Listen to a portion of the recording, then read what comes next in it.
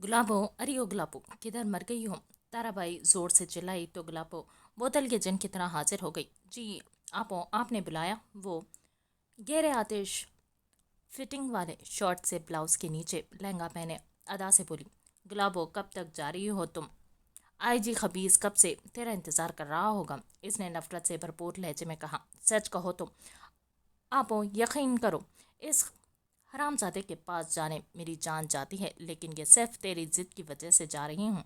अरे मेरी बच्ची, क्या करें? इन खबीजों की बात ना माने तो जीना हराम कर देते हैं। खुद तो दुनिया की नज़रों में शरीफ बन जाते हैं और हमें तवाय बना देते हैं। इन लोगों का भी ज़रूर अल्लाह पाक हिसाब लेगा एक दिन, इंशाल्लाह। अच्छा, ज़रा ये टीवी तो लगा, 2 दिन से खबरें नहीं सुनी। लगा इसको। गुलाबा ने रिमोट लाकर ताराबाई के हाथ में दिया और खुद जूस का ग्लास लेकर बैठ गई थी, क्योंकि आईजी की गाड़ी इसको लेने खुद आने वाली थी। और फिर ब्रेकिंग न्यूज़ कान में पड़ते इसका रंग लट्टे की मानंद सफ़ेद हुआ था, जबकि ताराबाई उछलकर खड़ी हो गई थी। वो भी थर थर काँप रही थी, क्योंकि खबर ही ऐसी थी। टीवी पर नुमाया चीख चीख कर बता रहा था कि और दिखा रहा था कि आईजी साहब इस्तीफ़ा देने के बाद घर जा रहे थे। इनकी गाड़ी को खौफनाक हादसा पेश आ गया और हादसे के बाद गाड़ी में शदीद आग भड़क उठी थी। आईजी साहब भी इस वक्त गाड़ी में मौजूद हैं। आग पर काबू पाने की कोशिश की जा रही है, लेकिन आग काबू नहीं हो रही।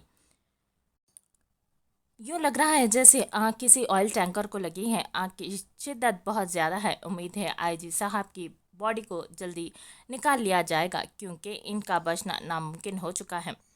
मार दिया, इसने मार दिया आईजी को। ताराबाई आवाज़ बाख्ता सी बोल रही थी। वो मुझे मुझे भी नहीं छोड़ेगा। मैं कैसे ढूंढूं इस लड़की को? हर जगह पर देख लिया। वो दोनों हाथों को आपस में रगड़ते फ़ख्र रंगत से बोल रही थी। ताराबाई का चेहरा खौफ से जर्द पड़ गया था और वो मुसलसल ऑल फॉल बोल रही थी। कोठे पर मौजूद तमाम लड़कियां सहम कर बस टीवी पर चलती वीडियो देख रही थी। गुलाबों की आंखों से आंसू बह निकले थे, जो कि तशक्कुर के थे। जितनी अजियत वो देता था इन लड़कियों को, आज इसकी मौत इससे कहीं ज़्यादा अजियत वाली थी। बेशक मेरे अल्लाह सुनता और जानता है।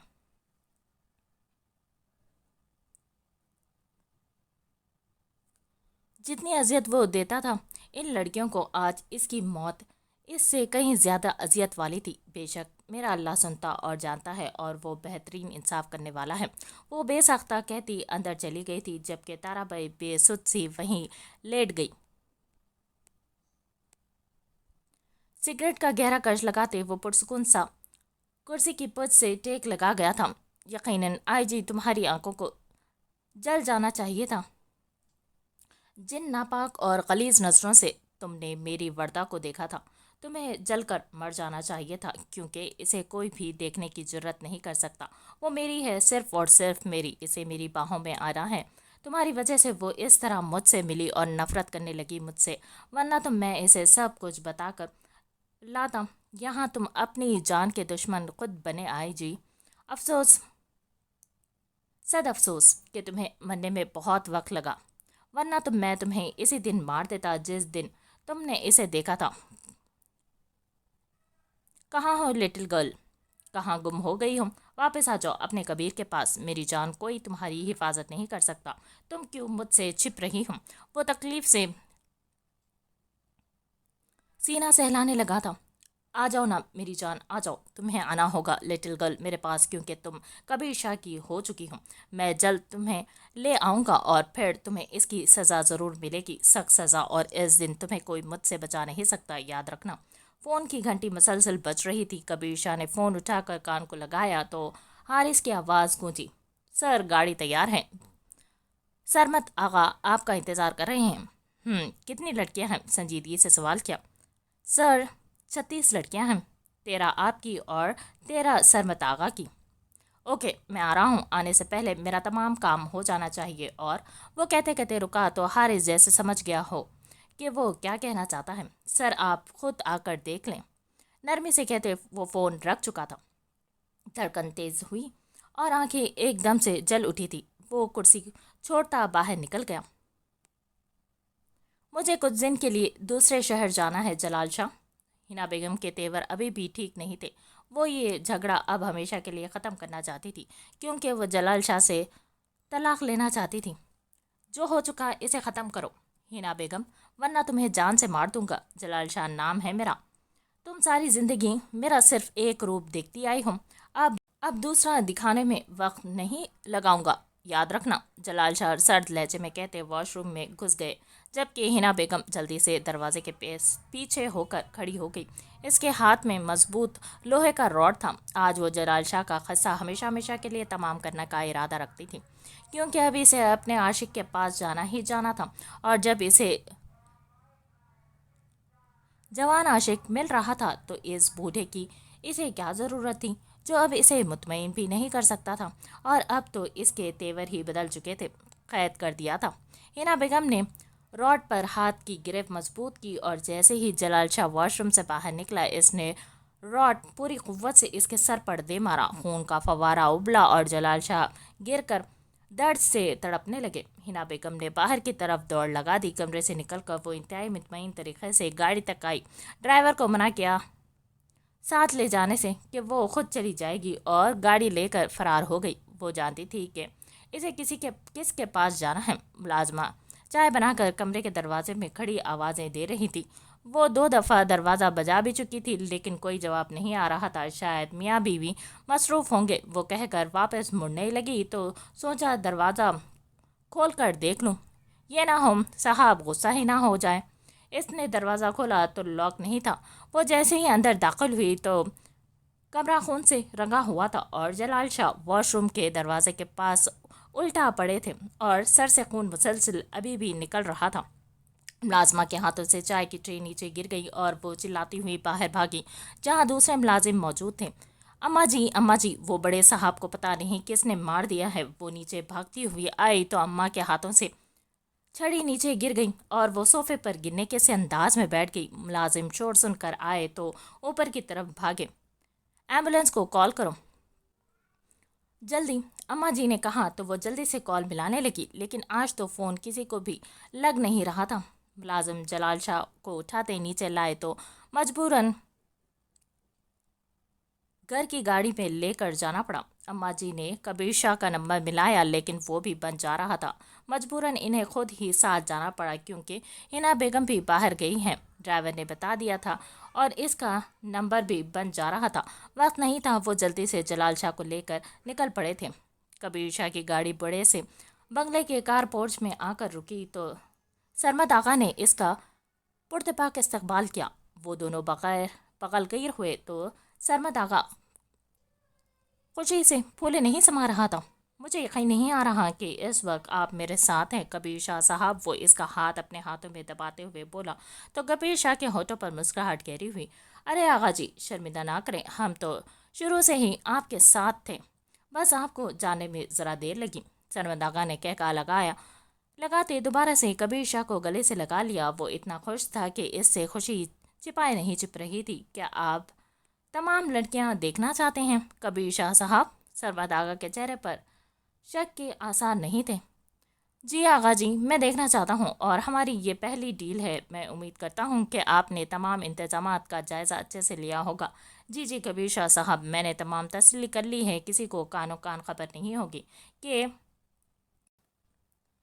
कंटेनर में क्या है और कहाँ जा रहा है। कबीर शाह की मुस्कुराहट गहरी हुई। फिर तो यकीनन मैं देखना चाहूँगा। और वो चलते चलते बंगले की पिछली तरफ आ गए। सीढ़ियाँ उतरते तो सामने एक बड़ा सा हॉल नुमा कमरा था, जिसमें बहुत सारे बेड लगे थे। कमरा बहुत खूबसूरत था और ग्लास वॉल से अंदर साफ नज़र आ रहा था। तमाम लड़कियां अपना सामान बांधे इंतज़ार में बैठी थी, लेकिन ताजुब की बात यह थी कि इनमें से कोई भी ना रो रही थी ना परेशान थी, बल्कि वो सब बहुत मुतमईन और खुश नज़र आ रही थी। आगा जी, ये सब इतनी मुतमईन कैसे हैं? आखिर इसने पूछ ही लिया था। एक गहरी कमीनी मुस्कुराहट सरमत आगा के चेहरे पर नमूदार हुई। शाह जी, ये सब अपनी और अपने घर वालों की मर्जी से जा रही हैं, तो फिर फिक्र कैसी? क्या क्या मतलब? कौन से घर वाले होंगे जो अपनी बेटियों को खुद अपने हाथों इस जहन्नुम में धकेल दें? क्या इनको नहीं मालूम कि इन सब के साथ वहाँ जाकर क्या क्या होगा? वो चलता चलता एक आखिरी कोने पर लगे बेड के सामने आकर रुका। وہ کوئی 15-16 سال کی معصوم سی پیاری سی لڑکی تھی جو کچھ پریشان سی سر پر حجاب پہنا عبایا پہنے ہوئے تھی۔ یقیناً وہ کسی بہت شریف باپ کی بیٹی تھی کیونکہ اس کے چہرے پر حیا کے رنگ تھے، آنکھیں جھکی ہوئی اور جسم ڈھانپا ہوا۔ عائشہ جی، آپ کو سب سمجھاتا ہوں۔ وہ کبیر شاہ کو لے کر اپنے آفس میں داخل ہوا۔ کبیر شاہ سامنے لگے بڑے صوفے پر بیٹھ چکا تھا جبکہ اس کی آنکھوں کے سامنے ابھی بھی وہ معصوم سی پیاری سی لڑکی تھی۔ شاہ جی، یہ غریب گھرانوں کی لڑکیاں ہیں جہاں اولادوں کے لائن لگی ہوتی ہیں، تو یہ سب کچھ نہ کچھ ہنر سیکھ کر باہر جا رہی ہیں تاکہ اپنے گھر والوں کا ساتھ دے سکیں، اور ان میں ان کے گھر والوں کی مرضی شامل ہوتی ہے، لیکن یہ کام کرنے تو نہیں جا رہی۔ کبیر شاہ نے بات کاٹی۔ شاہ جی، یہ بات تو صرف ہم جانتے ہیں، اور جہاں بچوں کا ڈھیر لگا ہو وہاں ایک دو غائب بھی ہو جائیں تو کیا فرق پڑتا ہے؟ اس کی بات پر کبیر شاہ نے مسکرا کر اس کا ساتھ دیا تھا۔ اچھا آغا جی، وہ آخری بیڈ والی لڑکی نہ بھجوائیں۔ ہاں ہاں ہاں شاہ جی، کیا آپ کو پسند آ گئی ہیں؟ ہاں ہاں جی آغا جی، بس ایسا ہی ہے۔ تو فکر کیسی، ابھی اسے بلاتے ہیں اور بتاتے ہیں کہ اس کا کام نہیں بن سکا، وہ واپس چلی جائے۔ اور باہر نکلتے ہی وہ آپ کی شکریہ آغا جی، خوش کر دیا آپ نے۔ کبیر شاہ بہت خوش ہوا تو آغا جی نے اسپیکر پر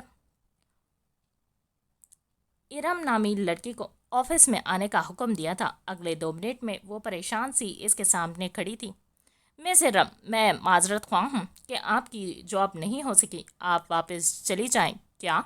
وہ رونے لگی تھی۔ ایسا نہیں بولے سر، میں واپس گئی تو میری بہن خودکشی کر لے گی۔ آپ کو اللہ تعالیٰ کا واسطہ ہے میری جاب لگوا دیں، میں بہت اچھا پارلر کا کام کرتی ہوں اور گھر کا کام بھی کر دیا کروں گی، بس مجھے جاب پر لگوا دیں، مجھے اپنی بہن کو شادی کے لیے پیسے بھیجنے ہیں۔ وہ مسلسل روک کر بتا رہی تھی، ہاتھ جوڑ کر کھڑی تھی۔ بیٹھ جاؤ، کبیر شاہ نے کہا تو اس نے مڑ کر دیکھا اور خاموشی سے صوفے پر بیٹھ گئی۔ اپنا سامان لے کر آؤ۔ جی، اس نے حیرت سے پوچھا۔ سامان لے کر آؤ، جلدی، کام مل جائے گا، پریشان نہ ہوں اور رونا بند کرو۔ کبیر شاہ پاگل ہو رہا تھا۔ وہ خاموشی سے اٹھی اور باہر نکل گئی۔ اب یہ کیا تھا شاہ جی؟ سرمد آغا نے پرتجسس انداز میں پوچھا۔ میں اسے کام پر لگوا دوں گا اور پاس بھی رکھوں گا تاکہ اس کی بہن کی شادی ہو سکے۔ یہ بھی ٹھیک ہے شاہ جی، ہوگا وہی جو آپ چاہیں گے، میں جانتا ہوں آغا جی۔ وہ مسکرایا تو سرمد آغا بھی مسکرا دیا۔ تھوڑی دیر میں ارم سامان کے ساتھ ہچکیاں لیتی آفس میں داخل ہوئی اور سرمد آغا کے سامنے ہاتھ جوڑ کر کھڑی ہو گئی تھی۔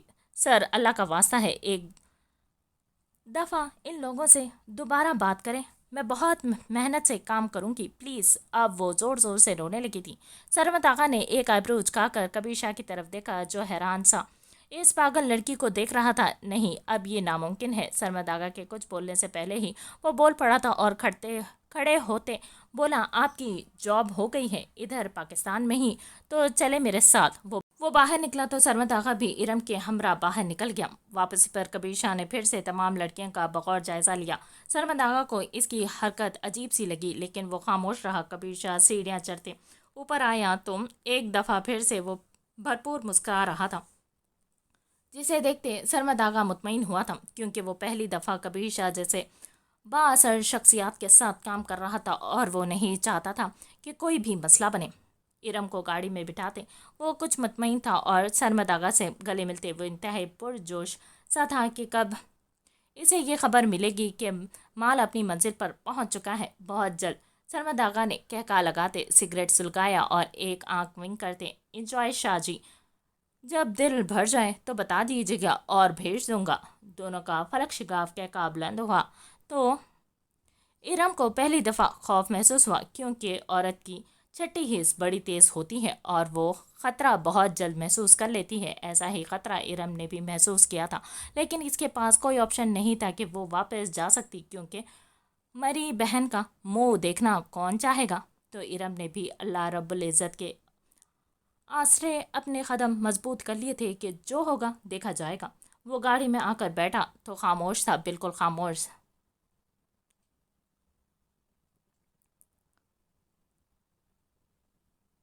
سر، کدھر جانا ہے؟ کافی دیر کے بعد ڈرائیور نے پوچھا تو اس نے فارم ہاؤس کا کہہ کر دوبارہ سے باہر دیکھنا شروع کر دیا۔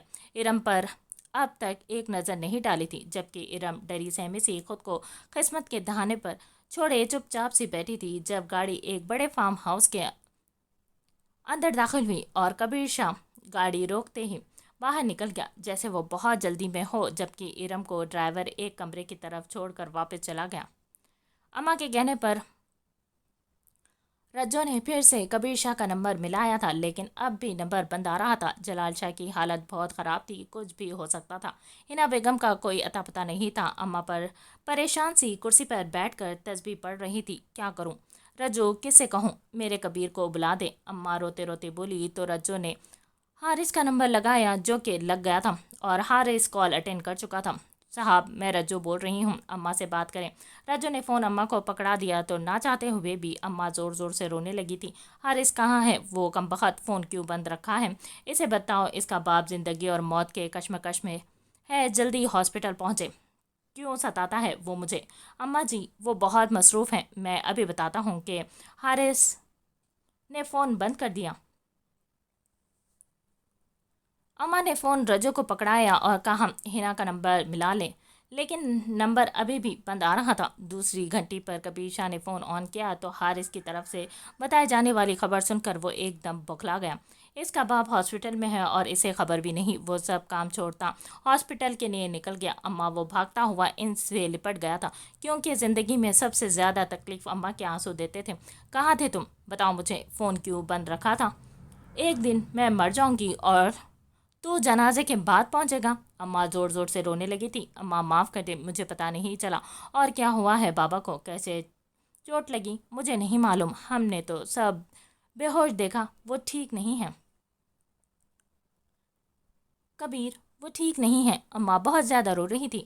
وہ عورت کہاں ہے جو سائے کی طرح چمٹی رہتی تھی؟ نہ جانے کہاں ہے، کوئی رابطہ نہیں ہو سکا۔ اس کا بھی نمبر بن جا رہا ہے، نہ جانے کہاں گئی ہے منہ مارنے۔ اماں کے لہجے میں نفرت ہی نفرت تھی۔ آپ پریشان نہیں ہو، میں ڈاکٹر سے پوچھتا ہوں، کہہ کر وہ ڈاکٹر کے کمرے کی طرف چل دیا۔ وہاں ڈاکٹر موجود نہیں تھا، وہ آپریشن تھیٹر میں تھا تو کبیر شاہ ادھر ہی چلا گیا۔ ہاسپٹل والوں نے اسے روکنے کی کوشش نہیں کی تھی، کیونکہ اسے ہر کوئی جانتا تھا۔ وہ اندر داخل ہوا تو ڈاکٹر آپریشن سے ابھی فارغ ہوتا، وہ اسی لیے آپریشن تھیٹر سے باہر نکلتے تو کبیر شاہ کے کچھ پوچھنے سے پہلے ہی وہ بول پڑے کہ کسی نے پیچھے سے لوہے کا کوئی راڈ مارا ہے اور پوری شدت سے مارا ہے۔ آپریشن سے جان تو بچ گئی ہے، لیکن ہوش میں آنے پر ہی بتایا جا سکتا ہے۔ دعا کریں کہ ہوش آ جائے، کیونکہ یہ بھی مشکل لگ رہا ہے۔ یہ پہلی دفعہ تھا جب کبیر شاہ کے آنسو جلال شاہ کے لیے بہہ نکلے تھے اور اب اسے معاملہ کچھ سمجھ آ رہا تھا۔ حتمی فیصلہ تو پوری تشویش سے ہی ہونا تھا، تو وہ باہر نکل آیا۔ اماں، سب ٹھیک ہے، آپریشن کامیاب ہو گیا ہے، آپ بس دعا کریں کہ ہوش آ جائے، اس نے تسلی دی اور ڈرائیور سے کہا کہ اماں کو گھر چھوڑ آئیں۔ اماں، آپ گھر چلے، میں آتا ہوں تھوڑی دیر تک، پھر دیکھتے ہیں۔ پیار سے بوسہ دیا تو اماں آہستہ آہستہ سے چلتے باہر نکل گئی، جبکہ وہ ڈاکٹر کی طرف چل دیا۔ سائیں سرکار، کھانا تیار ہے۔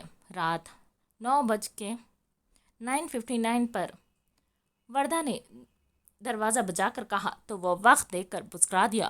وہ واقعی کوئی غلطی نہیں کرنا چاہتی تھی جس سے اس کی سزا میں اضافہ ہو۔ میں آ رہا ہوں، کھانا لگا دیں جی کہہ کر وہ واپس چلی گئی، جبکہ کرم شاہ کھڑے ہوتے فون دیکھنے لگا جہاں ڈاکٹر محمد کا ایک پیغام موصول ہوا تھا۔ وہ دوبارہ سے بیٹھ گیا تھا اور پڑھنے لگا تھا۔ وردہ کھانا لگائے کافی دیر سے بیٹھی تھی۔ رات کے 11 بج چکے تھے، وہ نہیں آیا تھا، جبکہ وردہ کا نیند سے برا حال تھا۔ وہ شروع سے ہی جلدی سو جاتی تھی، سوائے اس قیامت رات کے، جس کے بعد وہ ایک رات بھی سکون سے نہیں سو سکی۔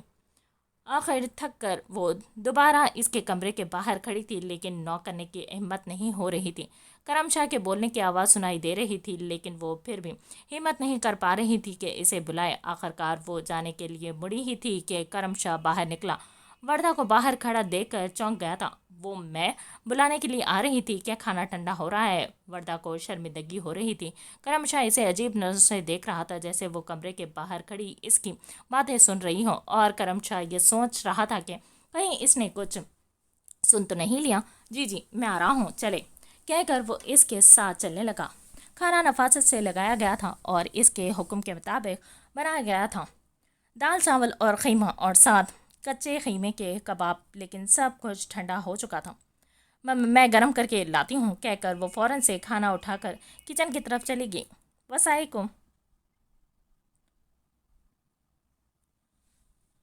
کوارٹر جا چکی تھی، تمام ملازم باہر تھے۔ اس وقت حویلی میں وہ اور وردہ اکیلے تھے۔ تھوڑی سی دیر میں وہ کھانا گرم کر کے لے آئی تھی، جس کی خوشبو کمال تھی۔ کرم شاہ کو شدید بھوک کا احساس ہوا تھا۔ وہ کھانا رکھ کر جانے لگی تو کرم شاہ نے اسے روکا۔ آپ بھی کھانا کھائیں پلیز۔ اس کا لہجہ نرم تھا۔ جی میں وردہ بھوکلا گئی تھی کہ کہیں اس کو ملازم کہتا ہے اور کہیں کہہ رہا ہے کہ کھانا کھاؤ۔ یہاں میرے ساتھ بیٹھ کر کھانا کھانے سے کیا کچھ ہو جائے گا؟ کرم شاہ نے سخت لہجے میں پوچھا۔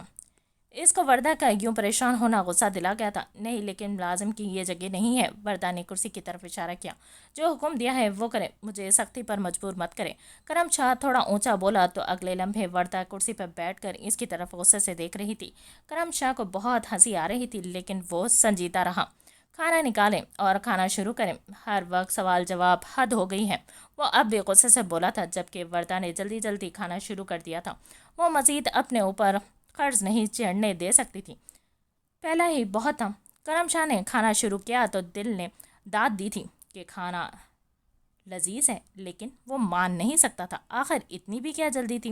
کھانے کے دوران وہ خاموشی رہا تھا، جبکہ وردہ ہر 2 منٹ بعد کاٹ کھانے والی نظروں پر اس پر ڈال رہی تھی، جسے وہ بخوبی آگاہ تھا، لیکن انجان بنتا ہوا رہا تھا۔ جو بھی تھا، آج کے جیسے کھانے کا مزہ اسے اپنی پوری زندگی میں کبھی نہیں آیا تھا، اور ساتھ بیٹھے وجود کا احساس اتنا خوبصورت کیوں تھا، اسے سمجھ نہیں آ رہا تھا۔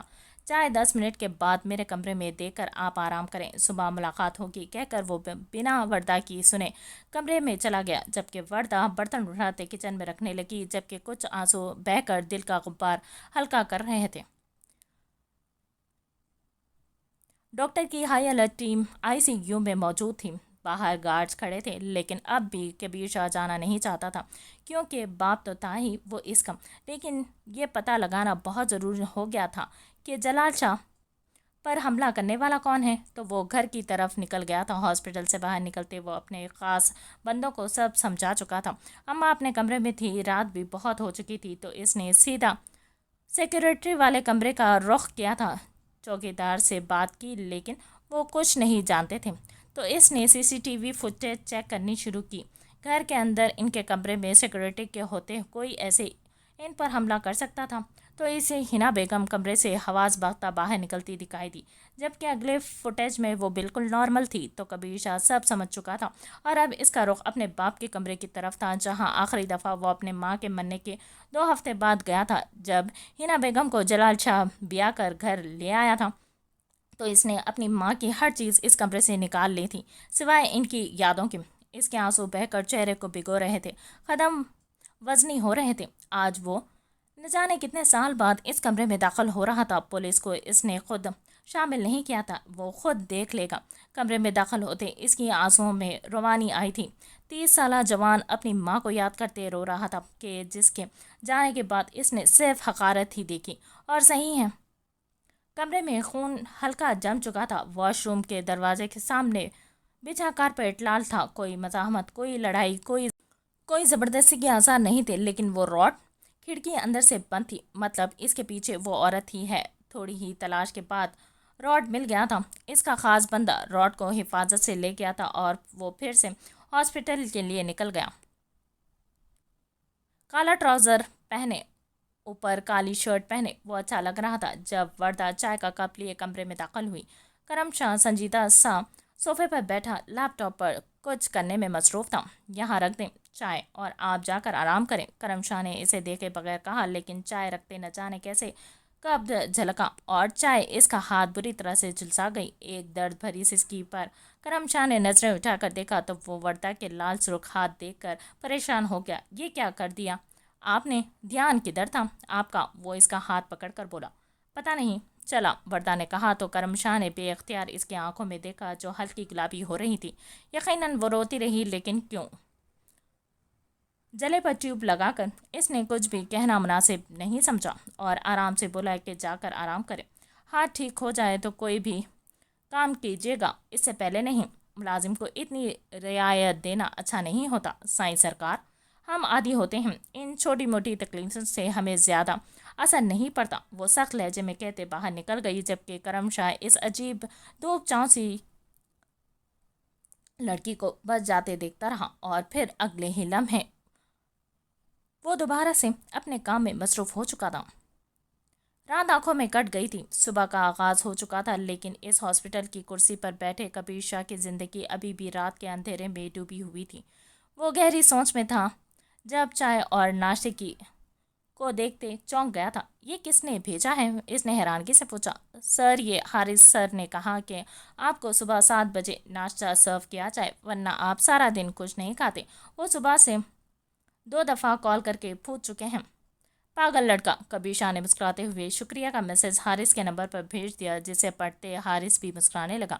ناشتہ کرتے وہ ایک ہی بات سوچ رہا تھا کہ آخر ہنا بیگم گئی کہاں؟ اماں نے بتایا تھا لیکن وہ وہاں نہیں تھی. تو پھر وہ کہاں تھی؟ تم جہاں مرضی چلی جاؤ ہنا بیگم، میں تمہیں ڈھونڈ نکالوں گا، یہ میرا وعدہ ہے تم سے. چائے پیتی وہ بار بار سوچ رہا تھا کہ اسے کیسے کرنا ہے. یہ سب جو بھی ہے وہ اکیلے نہیں ہے. یقیناً کوئی طاقتور با اثر انسان اس کے پیچھے ہے. کبیر شاہ صاحب، آپ کو ڈاکٹر صاحب نے بلایا ہے. وہ ناشتے سے فارغ ہوتا ڈاکٹر کی طرف چل دیا. آئے کبیر صاحب، بیٹھیں اور میری بات دھیان سے سنیں. کبیر شاہ کرسی پر بیٹھتے متوجہ ہوا. مجھے زیادہ اچھے کی امید نہیں ہے. آپ خود کو تیار کر لیں کیونکہ سانسیں بہت مدھم چل رہی ہیں. اور کبیر شاہ نے جلدی سے پوچھا. دل کی دھڑکن بھی بہت کم ہے. اللہ پاک چاہے تو معجزہ کر سکتا ہے لیکن مجھے نہیں لگتا وہ آج کا دن نکال پائیں. تو پلیز خود کو ہر قسم کی خبر کے لیے تیار کر لیں. ڈاکٹر کی بات سنتے وہ باہر نکلا تھا. آج کا دن آخر دن تھا تو کیا اسے ایک پہلی آخری دفعہ اپنے باپ سے مل لینا چاہیے. وہ گہری سوچ میں تھا اور پھر کچھ سوچتے اس نے کال ملائی. پہلی گھنٹی پر کال اٹھا لی گئی تھی. کیسے ہو میرے شیر؟ کبیر شاہ کا لہجہ محبت سے لبالب بھرا ہوا تھا. میں بالکل ٹھیک بھائی جی، آپ کیسے ہیں؟ جواب انتہائی ادب و احترام سے دیا گیا تھا جیسے مقابل اپنے بڑے بھائی سے نہیں بلکہ باپ سے بات کر رہا ہوں. آج ایک بہت اہم بات کرنے کے لیے فون کیا ہے. میری بات تحمل سے سننا اور سوچ سمجھ کر فیصلہ کرنا کیونکہ جو تم کہو گے وہی ہوگا. ایسی بھی کیا بات ہے بھائی جی جو آپ اس طرح سے آج تمید باندھ رہے ہیں؟ آپ حکم کریں، میں آپ کے کسی حکم کو کبھی ٹال نہیں سکتا. میری جان اور میری زندگی ہو تم، یہ بات ہمیشہ ذہن میں رکھنا اور کبھی یہ نہیں سمجھنا کہ آپ حکم کریں بھائی جی. آپ مجھے بولیں کہ کرم یہ کام کرو اور کرم شاہ ایک ٹانگ پر کھڑا ہو جائے گا. میں جانتا ہوں کرم، لیکن کیسے کہوں کہ اس شخص سے پہلے اور آخری دفعہ ملنے آ جاؤ جو تمہارا باپ ہے. یہ الفاظ نہیں تھے، پگھلا ہوا سیسا تھا جو کرم شاہ کے کانوں میں کسی نے ڈال دیا تھا. اب بھائی جی، میں تمہیں مجبور نہیں کر رہا. کرم بس التجا کی ہے کہ کہیں تم ساری زندگی مجھے الزام نہ دو. بس بھائی جی بس. میں آپ پر کبھی الزام لگانے کا سوچ بھی نہیں سکتا. میں آپ کو کال کرتا ہوں، کہہ کر اس نے کال کاٹ دی اور کبیر شاہ نے ہاسپٹل کی کرسی پر بیٹھتے آنکھیں بند کر لی تھی. نہیں، یہ نہیں ہو سکتا کرم شاہ. اس شخص کو کیسے ملنے جا سکتا ہے جو صرف نام کا باپ ہے؟ میں اسے معاف نہیں کر سکتا. میں نے ماں اور باپ کے ہوتے ہوئے بھی یتیموں والی زندگی گزاری ہے. میرا تو سب کچھ بس میرے بھائی جی ہیں. میں کسی کا کچھ نہیں لگتا. اتنا کہتے اس نے غصے سے ساری پرفیومز فرش پر گرا دی. تکیے بیڈ شیٹ اتار کر دور گرا دی. وہ غصے سے چلا رہا تھا.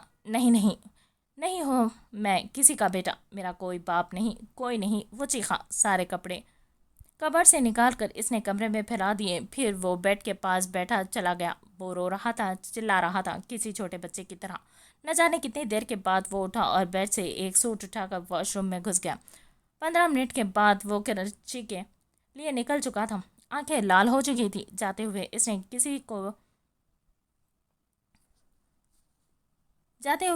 نے کسی سے کوئی بات نہیں کی تھی، نہ کسی کو بتایا تھا. وردہ پورے 7:30 پر ناشتہ لگا کر اوپر کمرے کی طرف بڑھی. 2-3 دفعہ نوک کیا پر کوئی جواب نہیں ملا. پھر اس نے زور سے دروازہ بجایا تو دروازہ کھلتا چلا گیا اور جیسے ہی دروازہ کھلا وردہ کمرے میں داخل ہوئی. وہ بس چیخ کر رہ گئی. کمرے کی حالت ابتر تھی. ہر چیز بکھری ہوئی تھی اور جو کپڑے کل اس نے بڑی محنت سے سارا دن لگا کر कलफ लगाकर इस्त्री किए थे। वो कुछ बेड और कुछ नीचे फर्श पर बिखरे पड़े थे। आंसू खुद ब खुद ही बहना शुरू हो चुके थे। इसकी इतनी ज़्यादा मेहनत की ऐसी बेकदरी कि वो ये समझ ही नहीं पाई कि करने वाला न जाने कितने दुख और अजियत में होगा। चूँकि ये काम इसी को करना था तो वो नाश्ता और करमशा दोनों को भूलकर कमरा समेटने में लग गई थी। परफ्यूम्स की शीशियाँ उठाकर वापस रखी तो ज़ोर से रोना आया था इसे। आखिर वो वाकई मुलाजमा बन गई थी। इस लम्हे इसे कबीर शाह से हद से ज़्यादा नफरत महसूस हुई थी। लेकिन ताराबाई वो तो इसकी, मैं तुम दोनों को कभी माफ़ नहीं करूँगी, कभी नहीं। सारे कपड़े दोबारा से इस्त्री करने के बाद वो 3 घंटे और 27 मिनट के बाद निडाल सी कमरे में दाखिल हुई तो इसको शिद्दत से भूख का एहसास हुआ। वाकई नाश्ता भूल चुकी थी और फिर नाश्ते के साथ इसे टेबल पर लगाना नाश्ता और करमशा याद आया। वो कहाँ है? वो कपड़े रख कर नीचे आई तो वसाई मौजूद नहीं थी। बाकी सब काम में मसरूफ़ थे। नाश्ता भी टेबल पर मौजूद नहीं था। वो परेशान सी खड़ी थी कि वसाई ने आवाज़ दी, बीबी आप अब तक किधर मसरूफ़ थी? मैं कपड़े इस्त्री कर रही थी। वरदा ने आराम से जवाब दिया तो दूसरी मुलाजमा नाश्ता लेकर आई। आप नाश्ता करें, साईं सरकार ने 2 दफ़ा फ़ोन कर लिया है लेकिन आपका कमरा बंद था तो हमने जगाना मुनासिब नहीं समझा। आपका हाथ कैसा है? वसाई ने फ़िक्रमंदी से पूछा। मेरा हाथ? वो तो भूल ही चुकी थी। ठीक है, आप नाश्ता करें जल्दी से, वसाई ने कहा तो वो नाश्ता करने लगी। वसाई, साईं सरकार कहाँ हैं? बीबी वो किसी काम से शहर गए हैं और हमें नहीं मालूम कब वापस आए। इतना कहकर वसाई किचन में चली गई थी जबकि वो नाश्ता करते ऊपर कमरे में चली गई। वो हॉस्पिटल के बाहर खड़ा कब से ये सोच रहा था कि वो यहाँ किससे मिलने आया है और क्यों। कौन है इसका अंदर? कोई भी तो नहीं इसका सिवाय इस एक इंसान के जो इसका सब कुछ है और इसी के हुक्म पर वो यहाँ मौजूद है। वो वापस जाने के लिए मुड़ा ही था कि कंधे पर हाथ महसूस हुआ और ये हाथ वो कैसे ना पहचानता। करमशाह ने मुड़ते बगैर कहा, मुझ में इतना ज़र्फ नहीं है भाई जी, मुझे माफ़ कर दे, मैं वापस जा रहा हूँ। मैं इस शख्स से नहीं मिलना चाहता। लेकिन वो हैरान तब हुआ जब कबीर शाह इसे गले से लगकर फूट फूट कर रो पड़ा था। करम वो चले गए। अम्मा का बेटा ये दुनिया छोड़कर चला गया। न जाने क्यों करम शाह के दिल पर हाथ पड़ा था और ना चाहते हुए भी वो आंसू बह निकले थे। लेकिन अगले ही लम्हे वो खुद को छुड़वाता गाड़ी में सवार हुआ और बिना कबीर शाह को देखे वापस के लिए निकल गया। जबकि कबीर शाह आंसू साफ करता अपनी गाड़ी की तरफ बढ़ गया। घर लोगों का हुजूम था। बिजनेस के लोग जमा थे। अम्मा की हालत बहुत ख़राब थी। रो रो कर बीपी बढ़ गया था तो डॉक्टर ने सुकून का इंजेक्शन लगा दिया था। कबीर शाह अकेला रह गया। रात जनाजा अदा करने के बाद वह अपने कमरे में दाखिल हुआ तो इसे पहली बार इसे लगा अब वो अकेला रह गया है। बाप ने कभी प्यार नहीं किया, कभी हिना बेगम के सामने इसके लिए खड़ा नहीं हुआ, कभी इसे मेरा बच्चा कहकर नहीं बुलाया। कबीर शाह तरसता रहा लेकिन जलाल शाह ने कभी इसे प्यार नहीं किया। प्यार तो माँ के साथ ही कब्र में उतर गया। लेकिन न जाने क्यों आज कबीर शाह धाड़े मार मार कर रो रहा था। जैसे भी था इसका बाप तो था। आपने गलत फैसला किया बाबा, आपने गलत औरत से शादी की। मामा माफ़ कर देना अपने शौहर को, प्लीज़ माफ़ कर देना। गुजरी रात के साथ कबीर शाह के आंसू भी थे जो थम नहीं रहे थे। वो हवेली में दाखिल हुआ तो इसके कदम मरमर वजनी हो रहे थे। आज पहली और आखिरी दफ़ा भी इसने इस शख्स को नहीं देखा था जो इसका बाप था। लेकिन वो अपने भाई जी को भी आज अकेला छोड़ आया था। वो रो रहा था। वर्दा को दरवाज़ा खुलने की आवाज़ महसूस हुई तो वो नींद से जागी लेकिन आंखें पूरी नहीं खुली थी। इसे हल्की हल्की रोने की आवाज़ सुनाई दी तो वो जल्दी से उठी और बाहर निकल करम शाह अपने कमरे की तरफ जा रहा था। वो रो रहा था लेकिन क्यों रो? वर्दा परेशान हुई थी। करम शाह ने कमरे का दरवाज़ा बंद कर दिया तो वर्दा इसके पीछे ही गई कि खाने का पूछ ले। 2 दफ़ा बजाने पर भी कोई जवाब नहीं मिला तो वो खुद ही अंदर चली गई। करम शाह बेड के पास नीचे बैठा घुटनों में मुंह दिए रो रहा था। वर्दा बिला इख्तियार ही इसके पास चली आई। साईं सरकार क्या बात है, आप रो क्यों रहे हैं? सब खैरियत तो है ना? करम शाह ने सर उठाकर वर्दा को देखा और यही इसका जब्त जवाब दे गई। इसने वर्दा को ज़ोर से खुद में भींच लिया और फूट फूट कर रोने लगा। वर्दा तो घबरा ही गई थी। यूँ इसके सीने से लगाने पर वो मुसलसल इसको पीछे करने की कोशिश कर रही थी लेकिन करम शाह अपने हवास में नहीं था। वो वर्दा को छोड़ ही नहीं रहा था, बस रोए जा रहा था। काफ़ी देर कोशिश के बाद वर्दा ने ऊंची आवाज़ में कहा, साईं सरकार छोड़े मुझे। वो तो कुछ होश में आया और फ़ौरन से اس سے الگ ہوا، لیکن اس کے کچھ بولنے سے پہلے ہی وردہ کمرے سے باہر بھاگ گئی۔ کرم شاہ کو بہت شرمندگی ہوئی، لیکن اس وقت واقعی کسی اپنے کے سہارے کی تلاش میں تھا جس کے گلے لگ کر وہ رو سکے۔ لیکن وردہ، وہ اس کے پیچھے گیا تو وردہ نے دروازہ لاک کر لیا اور اس کے بار بار بجانے پر بھی کوئی جواب نہیں دیا تو وہ واپس آ گیا۔ غلطی تو ہو چکی تھی، چاہے انجانے میں ہی صحیح۔ پتہ نہیں وہ کیا سمجھی ہوگی مجھے، وہ اپنا غم بھلائے پریشان ہو گیا تھا اور پھر نیند اس پر مہربان ہو گئی اور وہ سو گیا۔ آنسو کی لکیر ابھی بھی اس کے وجیح چہرے پر موجود تھی۔ وردہ کمرے میں داخل ہوئی تو اس نے جلدی سے کمرہ لاک کر لیا۔ آنسو تھے کہ تھمنے کا نام نہیں لے رہے تھے، وہ ایسا کیسے کر سکتا ہے؟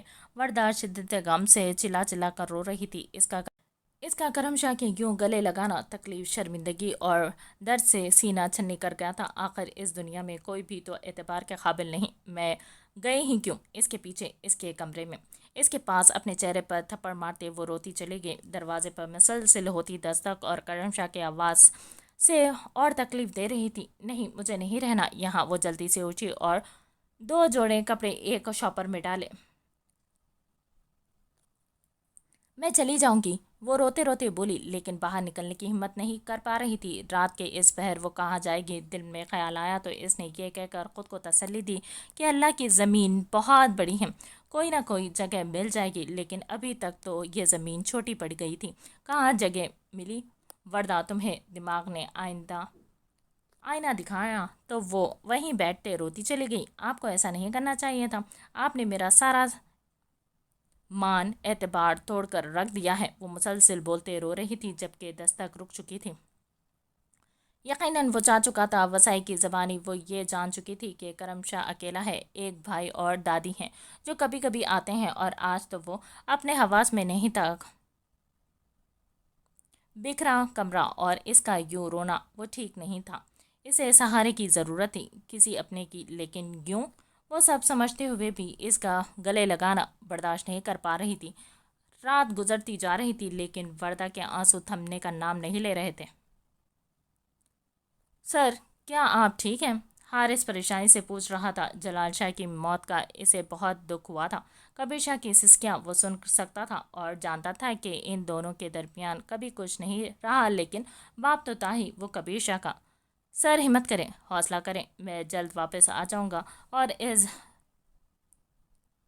ظالم انسان کے ٹکڑے ٹکڑے کر دوں گا جس نے یہ سب کیا۔ جانتا ہوں حارث، لیکن اس وقت تم صرف کام پر توجہ دو کیونکہ یہ سب سے زیادہ ضروری ہے۔ سر، جو حکم آپ کا، لیکن وعدہ کریں آپ روئیں گے نہیں، ورنہ میرے لیے مشکل ہو جائے گا۔ میں ٹھیک ہوں، تم پریشان نہیں ہو۔ وہ ٹھیک ہے، حارث کا لہجہ عزت سے بھرا ہوا تھا۔ ہاں، کافی بہتر ہے، بس کچھ دن تک جاؤں گا، لیکن تم آ جاؤ تو پھر چلتے ہیں کیونکہ بہت دن ہو گئے، اب انہیں آ جانا چاہیے۔ جی بالکل ٹھیک کہا آپ نے سر، اپنا خیال رکھے گا تم بھی حارث، اور ہوشیار رہنا، یہ کام آسان نہیں ہے۔ اوکے سر، کہتا وہ فون رکھ چکا تھا۔ ناشتے کی میز پر وہ موجود نہیں تھی۔ کرم شاہ نے وسائی سے پوچھا تو پتہ چلا وہ کمرے سے باہر نہیں آئی۔ کرم شاہ ناشتہ چھوڑتا اس کے کمرے کی طرف چل دیا۔ 2 دفعہ ناک کرنے پر بھی جواب نہیں آیا تو اس نے ہینڈل گھمایا۔ دروازہ لاک تھا، یقیناً وہ جان بوجھ کر باہر نہیں آ رہی تھی۔ وجہ وہ خود تھا، وہ اسے بتانا چاہتا تھا لیکن وہ تو باہر ہی نہیں آ رہی تھی۔ کافی دیر انتظار کے بعد وہ باہر نکل گیا تھا کہ اسے گھر نہ پا کر وہ ناشتہ کر سکے۔ بے وجہ ہی ادھر ادھر گھومتے ہوئے وہ زندگی کے تلخ باب کو سوچتا چلا گیا۔ کیا وہ غلط تھا؟ نہیں، وہ غلط نہیں تھا۔ وہ اس شخص کو معاف نہیں کر سکتا تھا جو اس کے بچپن رشتوں محبتوں کا قاتل ہو۔ آنسو اب وہ کبھی نہیں بہائے گا کیونکہ جو مر گیا وہ کرم شاہ کا کچھ نہیں لگتا تھا۔ حویلی واپس آتے پہلا سوال اس نے وردہ کے متعلق کیا تھا، کیا بی بی نے ناشتہ کر لیا؟ نہیں سائیں سرکار، بی بی کمرے سے باہر نہیں نکلی۔ ہم نے دروازہ بجایا لیکن کوئی جواب نہیں۔ وہ پریشانی سے اوپر بھاگا، چابی لاؤ وسائی، کیونکہ وہ اب مزید یہ برداشت نہیں کر سکتا تھا۔ وردہ کو اسے صفائی کا ایک موقع تو دینا چاہیے تھا۔ کمرہ کھلا ہوا تھا، وہ اندر داخل ہوا تو وہ موجود نہیں تھی۔ بی بی کہاں ہے وسائی؟ سائیں سرکار، ہم کو نہیں معلوم۔ وسائی نے ڈرتے ڈرتے کہا۔ تو کس کو معلوم ہے؟ وہ غصے سے بولا۔ جاؤ پتہ کرو، وہ کہتا نیچے کی طرف بھاگا۔ ساری حویلی دیکھ لی، وہ کہیں نہیں تھی۔ چوکیدار کہاں گئی؟ بی بی جی اور کس کی اجازت سے؟ کرم شاہ غصے سے چلا کر بولا۔ چوکیدار نے آج سے پہلے کبھی کرم شاہ کو اتنے غصے اور طیش میں نہیں دیکھا تھا۔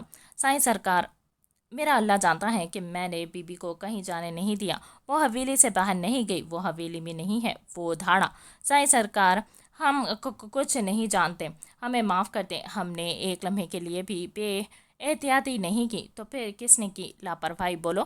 وہ ابھی بھی غصے سے لال ہو کر چلایا تھا۔ وسائی تو تھر تھر کانپ رہی تھی۔ سائیں سرکار، بی بی سرکار کو کسی نے کمرے سے باہر آتے نہیں دیکھا۔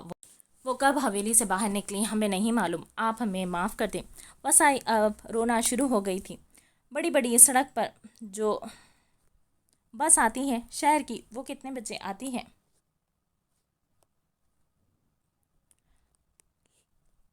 کرم شاہ کا لہجہ نارمل ہوا تھا۔ سائیں سرکار، وہ ایک ہی بس ہے جو دن 10 بجے جاتی ہے اور رات گئے واپس آتی ہے۔ کیا ٹائم ہوا ہے؟ اس نے عجلت سے پوچھا۔ 1 بج گیا ہے، چوکیدار نے ڈرتے ڈرتے بتایا۔ کیا 1 بج گیا؟ وہ چلی گئی، یہ سوچتے اس کی سانسیں سینے میں اٹکی تھیں۔ گیٹ کھولو، وہ یہ چلاتا گاڑی کی طرف بھاگ گیا۔ جلدی جلدی گاڑی نکالتا وہ بڑی سڑک پر آیا تھا۔ گاڑی سے اتر کر اس نے دونوں طرف نظریں دوڑائی تھی، وہ کہیں نہیں تھی۔ دور دور تک اس کا کوئی نام و نشان نہیں تھا۔ وہ واقعی جا چکی تھی۔ دل تھا کیوں کوسے جا رہا تھا کہ کیوں وہ اسے اپنا سمجھ بیٹھا، کیوں وہ اپنا غم اس سے بانٹنے کی کوشش کرنے لگا جو اس کی نہیں تھی۔ اس کا کوئی بھی تو نہیں تھا جس کے ساتھ وہ یہ سب بانٹ سکے۔ وہ گاڑی بس کے پیچھے ڈالتا بس سوچ کر رہ گیا تھا۔ تم ایسے کیسے جا سکتی ہو؟ تمہاری جان کو خطرہ ہے، وہ جو کوئی بھی ہے تم تک پہنچ جائے گا۔ اتنی بے وقوفی کی امید میں تم سے کبھی نہیں کر سکتا تھا۔ وردہ وہ پریشان اور کچھ غصے سے کہہ رہا تھا۔ مجھے امید ہے ہاشم تم سمجھ چکے ہو کہ تمہیں کیا کرنا ہے۔ وہ ہاشم کے سامنے رکھی کرسی پر اطمینان سے بیٹھا پوچھ رہا تھا، جبکہ پوری طرح آنکھیں کھول کر دیکھا بھی نہیں سکتا تھا۔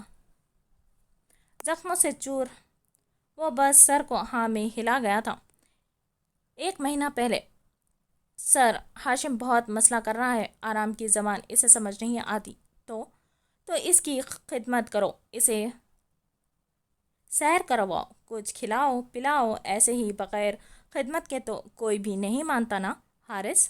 وہ پرسکون تھا، جبکہ حارث ایک کمینی سی مسکراہٹ چہرے پر سجائے سمجھ چکا تھا، اور ابھی وہ اس کی خدمت ہو رہی تھی اور ہاشم سب سمجھ چکا تھا۔ آج اس کے باپ کو فوت ہوئے دوسرا دن تھا، لیکن وہ اپنے کام پر سمجھوتا نہیں کرتا ہے۔ فارغ ہو کر وہ واپس گھر چلا گیا تھا۔ جو تھا اس کی اماں تکلیف میں تھی۔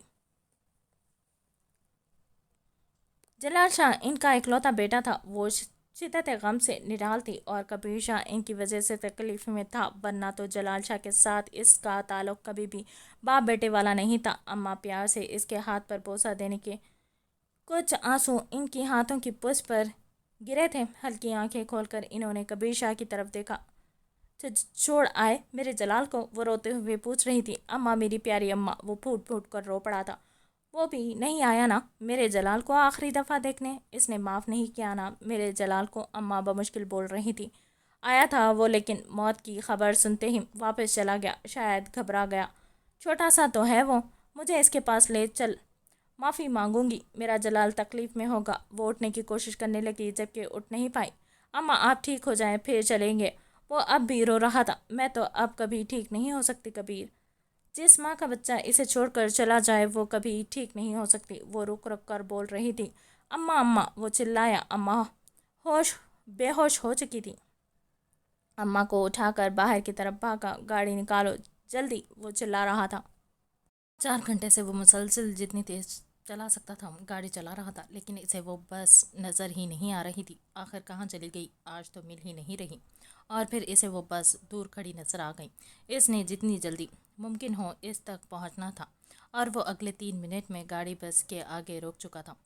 اسے سے نیچے اتر کر وہ بس میں داخل ہوا۔ تمام لوگ اسے حیرت سے دیکھ رہے تھے، جبکہ وہ بس اس ایک چہرے کی تلاش میں تھا جو اسے نظر ہی نہیں آ رہا تھا۔ کہاں ہو تم؟ وہ آخری سیٹ پر پہنچ چکا تھا، لیکن وہ تو بس میں تھی ہی نہیں۔ وہ پھر سے سب کو غور غور سے دیکھ رہا تھا، لیکن وہ نہیں تھی۔ اگر وہ بس میں بھی نہیں تھی تو کہاں گئی وہ؟ वो इसी बस में है, इसे यकीन था, और फिर इसने सबको नीचे उतार दिया। ये बस कहीं नहीं जा सकती जब तक सबकी पहचान ना हो जाए। साईं, किसकी तलाश है? ड्राइवर ने पूछा। एक लड़की मेरे गांव से सवार हुई है, इसकी बताओ कौन सी है वो?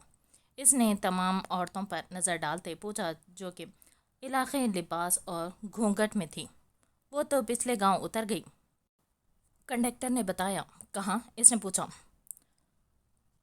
छाबड़ी गांव, ये पीछे ही तो है, 4 मील की दूरी पर। वो जल्दी से बस से उतरा, तमाम मुसाफिरों से माजरत करता गाड़ी जन से भगा ले गया। वो दूर से इसकी गाड़ी बस के पीछे आती देख सकती थी। बस रुकी देखकर वो जल्दी से उतर गई थी, लेकिन ये जगह छुपने के लिए नाकाफ़ी थी। वो बड़े दरख्त के ओट में छुप गई थी। थोड़ी सी देर में वो जन से गाड़ी भगा कर ले गया था। वर्दा ने सुख का सांस लिया था और फिर वो कुछ सोचती गांव की तरफ चल पड़ी थी। दिन की रोशनी मौजूद थी, लेकिन शाम होने ही वाली थी। इसे रात से पहले पहले किसी से मदद मांगनी थी। एक रात इसने गुजार कर वापस जाना था ताकि वो कराची पहुंच सके। वो इधर उधर देखती चली जा रही थी। सामने ही खेतों में कुछ औरतें काम कर रही थी। वो उम्मीद लिए इनकी तरफ आई थी। अस्सलाम वालेकुम। इसने तमाम औरतों को सलाम किया तो वो लोग अजीब नज़रों से वर्दा को देखने लगी थी। वो मैं मुसाफिर हूँ और मुझे एक रात के लिए पनाह चाहिए। इसने साफ बात की थी, लेकिन इन औरतों ने इसे कोई जवाब नहीं दिया। तो इसने अपनी बात दोहराई तो एक औरत ने सामने दूर एक तरफ इशारा किया। वो मुस्कुराती इस तरफ चल पड़ी थी, कुछ मुतमईन थी कि चलो रात रुकने का बंदोबस्त तो हुआ, लेकिन वो इन औरतों की आंखों का खौफ महसूस नहीं कर पाई थी। सामने एक डेरा बना हुआ था जहाँ कुछ मुलाजिम मौजूद थे और साथ ही एक बंदा कुर्सी के आगे मेज़ रखे रजिस्टर पर कुछ लिख रहा था। वर्दा ने इसे सलाम किया तो इसने सर से लेकर पाँव तक इसको देखा। वालेकुम अस्सलाम बीबी। वो मैं मुसाफिर हूँ, मुझे एक रात के लिए रिहाइश चाहिए। मैं कल सुबह ही यहाँ से चली जाऊँगी। अरे आप जब तक चाहें यहाँ रह सकती हैं मोहतरमा, आवाज़ पीछे से आई थी, जहाँ एक शख्स मूँछों को ताव देता इसे घूर रहा था। वर्दा के दिल एकदम से लर्जा था। वो लोग मशकूक से थे, लेकिन शाम होती देखकर वो परेशानी से बैठ गई थी। जाओ बीबी के लिए लस्सी पानी बल्कि खाने का इंतज़ाम करवाओ, इसने कुर्सी पर बैठे बंदे से कहा तो वो आंखों में चमक लिए उठ खड़ा हुआ। और वर्दा की धड़कन मामूल से तेज़ थी, लेकिन वो कमज़ोर नहीं बनना चाहती थी। अभी इसे बैठे 2 मिनट गुजरे थे कि एक तरफ से औरतों के चीखने की चिल्लाने की आवाज़ें बुलंद हुई। वर्दा का दिल उछलकर हलक में आ गया था। वो औरतें इतनी बुरी तरह से चिल्ला रही थी जैसे इन पर बहुत बड़ा तशद्दुद किया जा रहा हो। वर्दा को डरते देखकर इस आदमी ने इशारा किया तो थोड़ी देर के बाद आवाज़ें आना बंद हो गई थी। ये कैसी आवाज़ें थी? इसने डरते डरते पूछा। कुछ नहीं, आप हवेली चलें, खाना खाकर आराम करें। वो उठी ही नहीं थी कि एक आदमी 2 औरतों को जानवरों की तरह मारता लेकर आ रहा था। वो औरतें बहुत ज़्यादा चीख रही थी। वर्दा ने खौफ से इसकी तरफ देखा। इस आदमी ने इनको लाकर पहले आदमी के पाँव में गिरा दिया। साईं, अब जो मर्जी करवाएं, इनके साथ ज़बान नहीं खोलेंगी, तबीयत साफ कर दी है। वो आदमी यकीनन वर्दा की मौजूदगी से नावाकिफ़ था। वर्दा ने जैसे ही इन औरतों को देखा वो बहुत कुछ समझ गई थी। इसने जिस रास्ते आई थी इसी तरफ दौड़ लगा थी। ओए पकड़ो छुरी को, वो आदमी चिल्लाया तो वर्दा को एहसास हुआ इसने बहुत बड़ी गलती कर दी है। वो बहुत तेज़ भाग रही थी जबकि वो लोग इसके बहुत करीब पहुंच चुके थे। वर्दा को इन रास्तों पर चलना नहीं आता था, लेकिन वो फिर भी भाग रही थी। दिल ने पहली दुआ करम शाह के आने की थी। वो तकरीबन भागते हुए बड़ी सड़क के करीब पहुंच चुकी थी, लेकिन इससे पहले कि वो बड़ी सड़क पर चढ़ती इन लोगों ने इसे घेर लिया।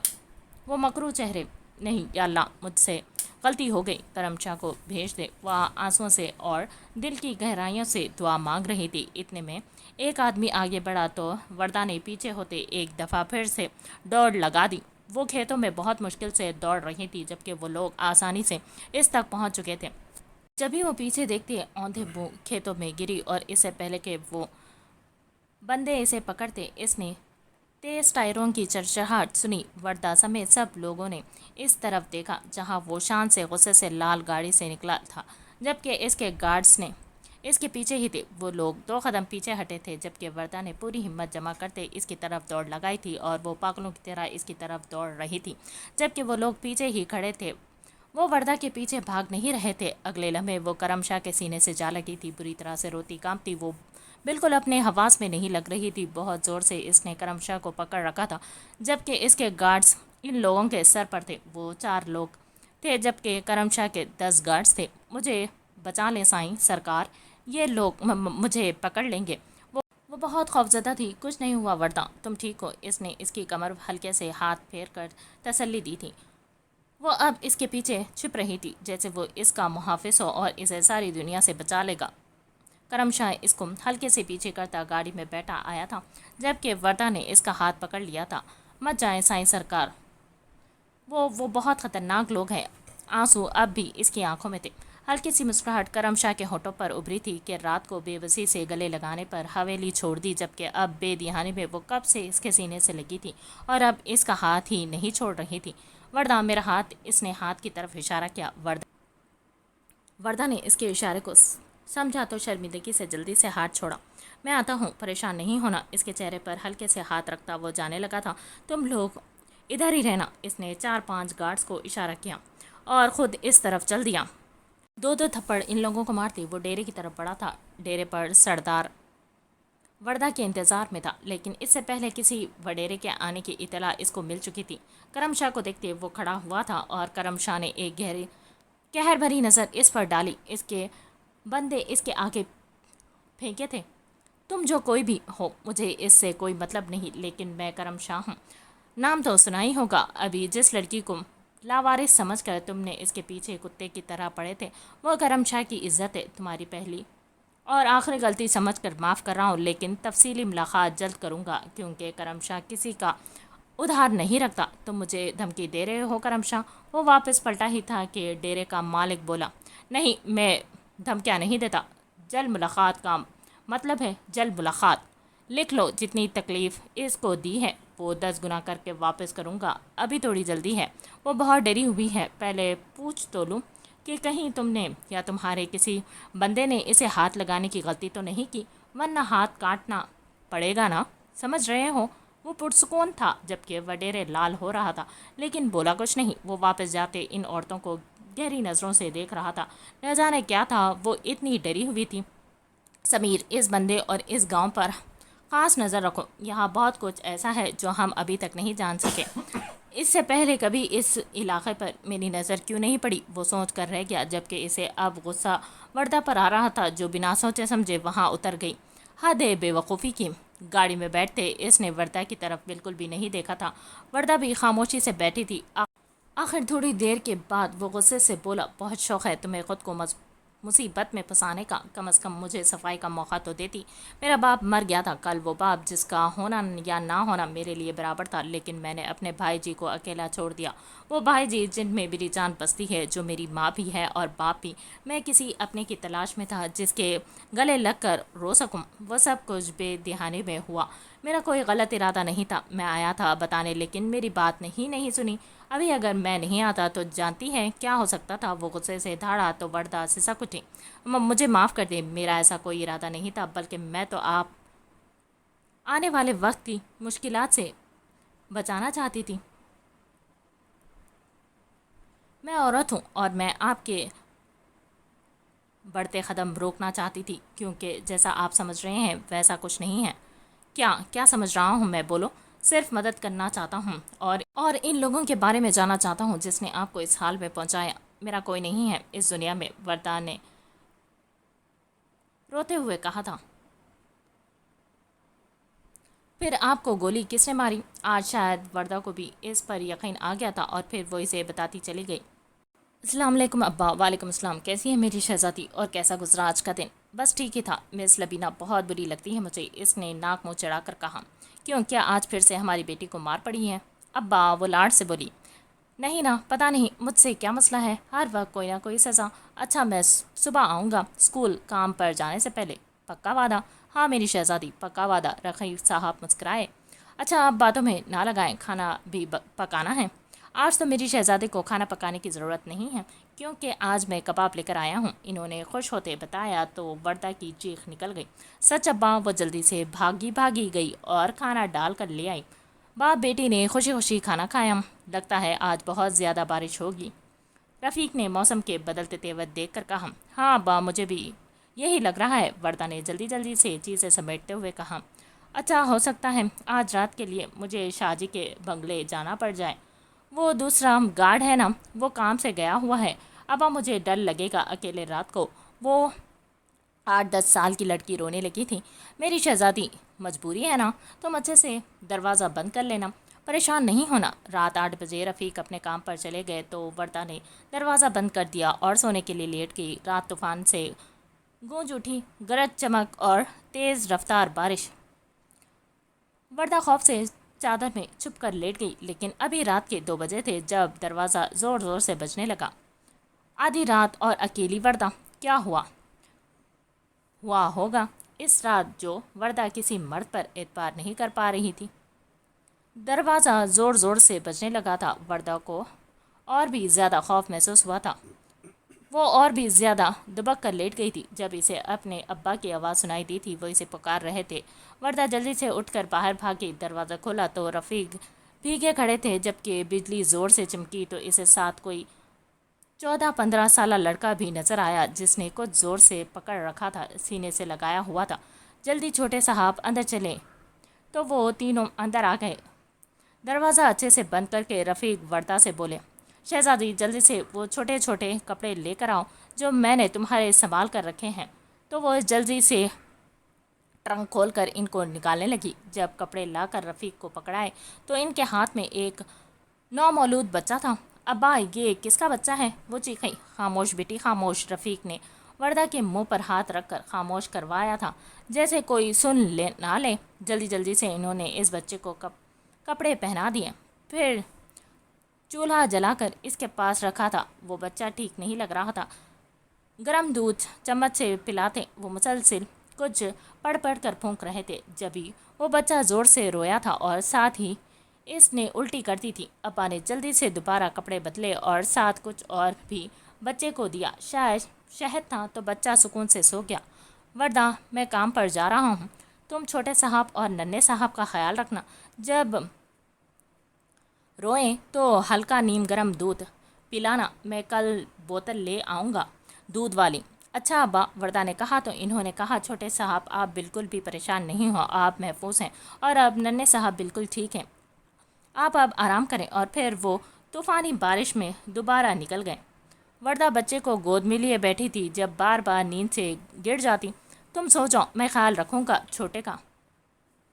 اس سارے وقت میں وہ لڑکا پہلے دفعہ بولا تھا، تم کیسے اس کا خیال رکھو گے؟ اس کی ماما کہاں ہیں؟ مر گئی۔ اور باپ؟ وہ بھی۔ اب اس کی ماں اور باپ دونوں میں ہوں۔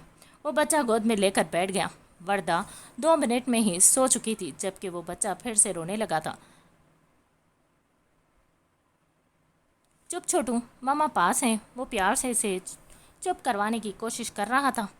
جب بچہ چپ نہ کیا تو اس نے مجبوراً وردہ کو جگایا۔ چھوٹی لڑکی اٹھو، لیکن وہ تو گہری نیند میں تھی۔ جب اس نے اسے زور زور سے ہلایا تو وہ ڈر کر چیخ پڑی۔ چپ چپ، میں ہوں۔ اس لڑکے نے اسے ہوش دلایا۔ ہاں بولو، کیوں جگایا؟ وہ غصے سے بولی تھی۔ وہ چھوٹو کو چپ کروا دو، اس نے التجا کی۔ وردہ نے جلدی سے بچے کو گود میں لیا اور پھر بولی، اس کو بھوک لگی ہے۔ فوراً سے دودھ پلایا، کچھ گرایا اور کچھ پلا دیا، لیکن بچہ آرام سے سو گیا تو وہ دونوں بھی سو گئے۔ صبح ابا کی دستک سے وردہ کی آنکھ کھلی تو جلدی سے دروازہ کھولا۔ کیسے ہیں چھوٹے صاحب اور ننھے صاحب؟ سو رہے ہیں؟ اچھا یہ رکھو، میں ناشتہ بناتا ہوں، کہہ کر وہ کچن میں چلے گئے۔ بچے کو دودھ پلایا، کپڑے بدلے اور ڈائپر بھی لگا دیا۔ بچہ آرام سے سو گیا تو وہ تینوں بھی ناشتہ کرنے لگے۔ 3 دن کے بعد۔ چھوٹے صاحب، میں آپ کے ساتھ تو نہیں چل سکتا، لیکن میں نے سارا انتظام کر دیا ہے، آپ گاڑی والے کو بس پتہ سمجھا دیں۔ میں آپ کا یہ احسان کبھی نہیں بھولوں گا رفیق بابا، وہ انتہائی احترام سے بولا تھا۔ وردہ رونے لگی تھی، کیونکہ 3 دن میں وہ بچے سے بہت زیادہ اٹیچ ہو چکی تھی۔ آپ دونوں کو زندگی میں کبھی بھی میری ضرورت پڑی تو میں حاضر ہو جاؤں گا، وہ انتہائی اطمینان سے بولا تھا۔ بچے کو لے کر گاڑی میں سوار ہوا تو مڑ کر وردہ کو دیکھا اور شکریہ بول کر چلا گیا۔ سارا دن اداس گزرا۔ نہ جانے کیوں بار بار آنسو نکل آتے۔ رات بستر پر لیٹے اس نے پھر سے پوچھا، ابا مجھے بتاؤ نا، اماں کہاں ہیں؟ کیوں گئی ہمیں چھوڑ کر؟ آج وہ ہوتی تو ہمارے گھر بھی پیارا سا منا ہوتا۔ وہ پھر سے رونے لگی تھی۔ سو جاؤ وردہ، اب میں تمہیں روتا نہ دیکھوں اور نہ اس عورت کو دوبارہ یاد کرتے۔ ابا بس کہا نا شہزادی سو جاؤ۔ تو روتے روتے نہ جانے کب نیند اس پر مہربان ہو گئی اور وہ سو گئی۔ گہری نیند میں اسے اپنے چہرے پر اپنے باپ کا لمس محسوس ہو رہا تھا۔ وہ رو رہے تھے، اسے پیار کر رہے تھے، لیکن وہ پھر سے گہری نیند میں چلی گئی۔ وقت کا کام ہے گزرنا، وہ گزرتا گیا۔ ابا نے وہ نوکری اسی دن چھوڑ دی اور کہیں مزدوری کرنے لگے۔ 2 سال میں ہی طبیعت بگڑنے لگی تھی، لیکن انہوں نے پرواہ نہیں کی اور پھر ایک دن بے ہوش ہو گئے۔ ہاسپٹل لے جایا گیا تو ڈاکٹر نے بتایا انفیکشن بہت پھیل گیا ہے اور آرام آنا مشکل ہے۔ ابا نے ہاسپٹل کے پلنگ پر لیٹے اپنے چھوٹے صاحب کو مدد کے لیے پکارا۔ ابا کو لگا کہ وقت قریب آ گیا ہے، میرے مستقبل کی فکر نے انہیں پریشان کر دیا۔ بہتر مستقبل کے لیے وہیں ہاسپٹل میں میرا نکاح اپنے چھوٹے صاحب سے کر دیا، جو خود شاید 15-16 سال کے تھے، اور یوں 11 سالہ وردہ کا نکاح ہو گیا فون پر۔ چھوٹے صاحب نے آنے کا وعدہ کیا کہ جلد وہ آ جائیں گے، اور وہ آئے بھی۔ کاغذی کارروائی کی اور ابا کو کہا کہ پریشان نہیں ہوں، اور چلے گئے۔ پھر میں اور ابا ان کا انتظار ہی کرتے رہے۔ وہ خرچ لازمی بھیجتے، لیکن کبھی سامنے نہیں آئے۔ میں نے آج تک صرف ان کو تبھی دیکھا جب وہ 15 سال کے تھے، اور اب اس بات کو 15 سال گزر چکے ہیں۔ ابا پہلے تو ٹھیک ہو گئے اور وقت کے ساتھ ساتھ کچھ کام بھی کرنے لگے، لیکن 7 ماہ پہلے وہ مجھے چھوڑ کر چلے گئے۔ سب سے طویل گفتگو میری اور ابا کی ان کی آخری 2 راتوں میں ہوئی، اور جاتے جاتے وہ مجھے سب بتاتے چلے گئے، اپنی زندگی کے وہ پہلو جنہیں انہوں نے ہمیشہ چھپا کر رکھا۔ وہ بولتے بولتے چپ ہوئی تو کرم شاہ نے اسے گلابی آنکھوں سے دیکھا۔ کیا وہ رو رہا تھا؟ نہیں، یہ غصے کی زیادتی سے گلابی ہوئے ہیں، اس نے دل کو سمجھایا۔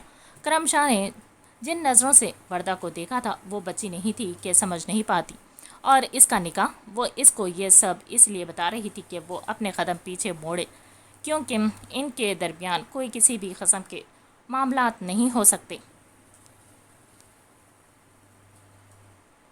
کرم شاہ تو صرف اس ایک بات پر رک گیا تھا کہ میرا نکاح ابا نے فون پر ہی اپنے چھوٹے صاحب سے کروا دیا تھا۔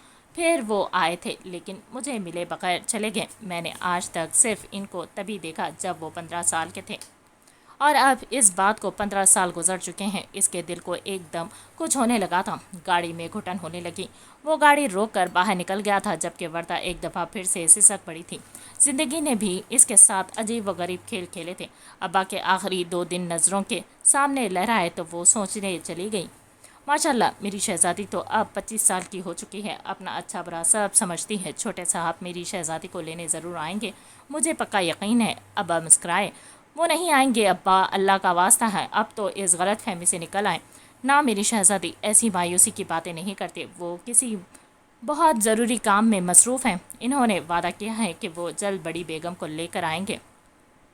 کب ہوئی آپ کی بات اپنے چھوٹے صاحب سے ابا؟ وہ چڑ سی گئی تھی جب ابا نے نظریں پھیر لی تھی۔ ابھی کچھ دن پہلے ایک بیگ پڑا ہے، لے کر آؤ۔ ابا کے کہنے پر وہ برے دل سے لے آئی تھی، جبکہ یہ بیگ اس نے آج تک کبھی کھول کر نہیں دیکھا۔ ایک تصویر ابا نے نکال کر دی تو وہ حیران ہوئی۔ یہ کون ہے ابا؟ تیری ماں۔ وہ تصویر دیکھتی چلی گئی۔ رات کی ڈیوٹی بڑی مشکل ہوتی تھی، کبھی کبھار چھوٹی مالکن چھٹے دے دیتی تھی تو رات 1-2 بجے گھر آ جاتا۔ بڑی خدا ترس خاتون تھی، نیک اور شریف۔ اس رات بھی گھر آ رہا تھا کہ راستے میں ایک کوٹھی کے دروازے پر ایک عورت بے ہوش دیکھی۔ برہنہ حالت، کپڑوں کے نام پر کچھ جالی کے ٹکڑے تھے، اس کے بدن پر عزت تار تار ہو لگ رہی تھی۔ میں نے آج سے پہلے عورت کی ایسی بے حرمتی کبھی نہ دیکھی۔ جلدی سے سائیکل سے اترا اور اپنی چادر اس کے جسم پر ڈال دی۔